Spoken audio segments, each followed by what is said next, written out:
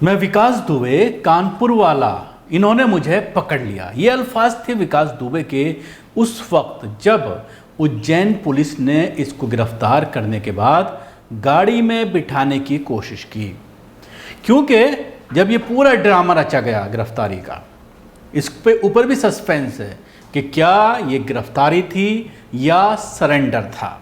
क्योंकि परसों शाम को जिस तरह से फरीदाबाद से इसका एक गुर्गा पकड़ा गया था और उसके बाद से ये बात कही जा रही थी कि विकास दुबे यहीं पर था। फरीदाबाद में जो गेस्ट हाउस है, उस गेस्ट हाउस से विकास दुबे उस वक्त फरार हो गया जब पुलिस वहां पर पहुंच गई थी और उसके एक साथी को गिरफ्तार करने में पुलिस कामयाब रही थी। एक फोटो भी आया था जिसमें यह बताया गया था कि ऑटो पकड़ने के बाद विकास दुबे भाग गया है। उसको जो ऑटो पकड़ते हुए दिखाया गया था उसमें कहा गया था कि ये विकास दुबे है। आज सुबह उज्जैन के महाकालेश्वर मंदिर से इसको गिरफ्तार करने का दावा किया गया है। सुबह 10:05 पर यह बताया जा रहा है कि ये वहां पर मंदिर में पहुंचा, दुकानदार ने इसको देखा और उसके बाद पुजारियों से कहा कि ये विकास दुबे ही है और उसके बाद पुजारी ने पुलिस को फ़ोन किया और पुलिस मौके पर पहुंची और ये उस वक्त तक इंतज़ार करता रहा जब तक पुलिस वहां पर नहीं पहुंची। इस पूरे घटनाक्रम को समझने की ज़रूरत है कि इसको दुकानदार ने देखा, उसके बाद पुजारी को बताया, पुजारी ने पुलिस को फ़ोन किया, पुलिस वहां पर पहुंची और उसको गिरफ्तार कर लिया गया।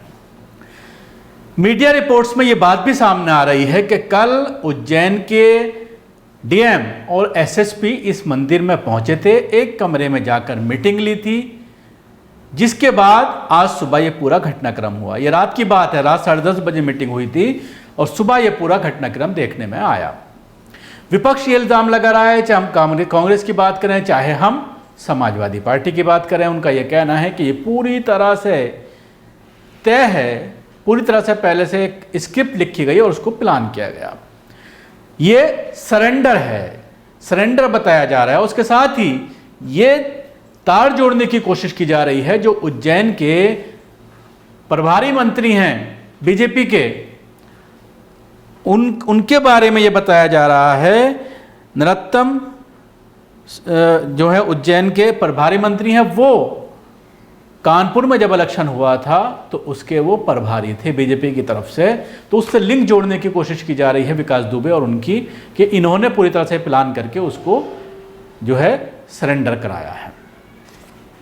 अब सवाल ये खड़ा होता है कि 6 दिन 6 राज्य, दोनों पुलिस जिस तरह से लगी हुई थी, 6 दिन से 6 राज्यों की पुलिस जिस तरह से लगी हुई थी, लेकिन विकास दुबे का ट्रेस नहीं कर पाई, विकास दुबे को नहीं पकड़ पाई और उसने जब अपनी मर्जी उसने चाही, जब उसका मर्जी हुई कि अब उसको हिरासत में लिया जाना है, उसको सरेंडर करना है, उसके बाद उसको पूरा मौका दिया गया और वो सरेंडर करने में कामयाब रहा।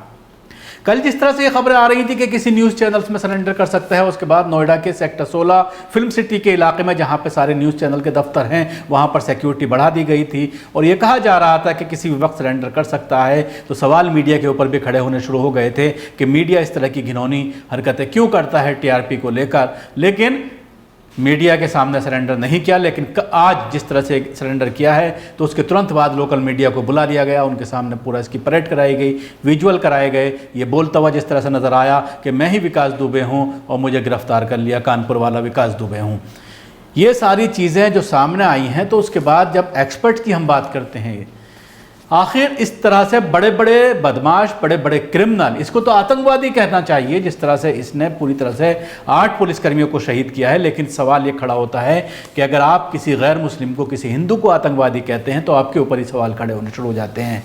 सोशल मीडिया पर तरह तरह की चीज़ें सामने आती हैं अगर आप किसी को आतंकवादी कहते हैं। आतंकवादी का वर्ड सिर्फ मुसलमानों के साथ खास करने की बात कही जाती है और ये कहा जाता है कि आतंकवादी उसको कहेंगे जो दूसरे मजहब के किसी लोगों को मारे, टेरर फैलाए। तो इससे बड़ा टेरर क्या होगा कि पुलिस तक उसके खिलाफ कोई बयान देने को तैयार नहीं। जब वो थाने में जाकर के एनकाउंटर करता है, थाने में जाकर के मारता है किसी नेता को, और उसके बाद पुलिस खुद जो है उसके खिलाफ बयान नहीं देती।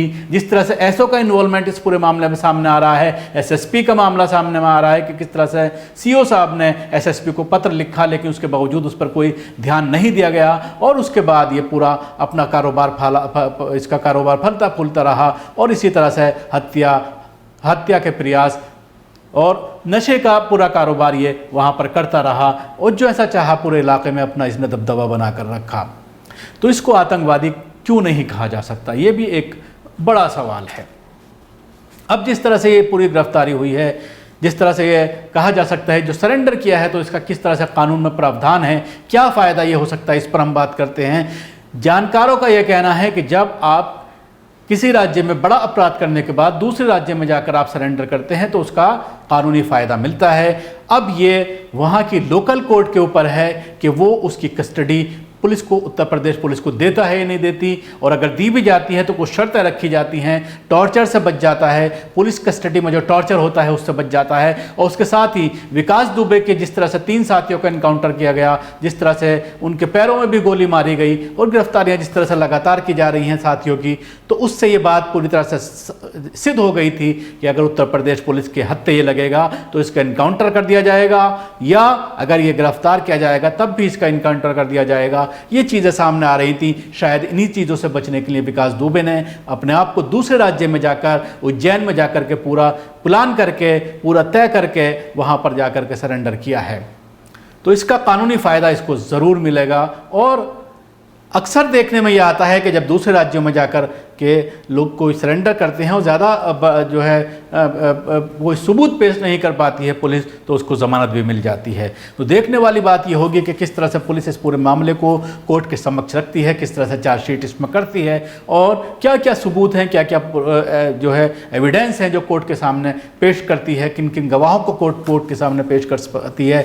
या अब जिस तरह से इसके साथियों का इनकाउंटर किया जा रहा है, इसको हिरासत में ले लिया गया, इसको गिरफ्तार कर लिया गया है, तो क्या अब इसका दबदबा ख़त्म हो जाएगा और लोगों के अंदर जो इसका टेरर था, जो डर था, वो ख़त्म हो जाएगा, और लोग इसके खिलाफ बयान देने के लिए सामने आएंगे, और इसको सज़ा हो पाएगी, इसके जुर्मों की इसको सज़ा मिल पाएगी। ये सारा देखने वाली बात होगी और ये वक्त बताएगा। शुक्रिया। आपको हमारा प्रोग्राम कैसा लगा ज़रूर बताएं। हमारे YouTube चैनल को सब्सक्राइब करना ना भूलें, इसके साथ ही बेल आइकन ज़रूर दबाएं। धन्यवाद।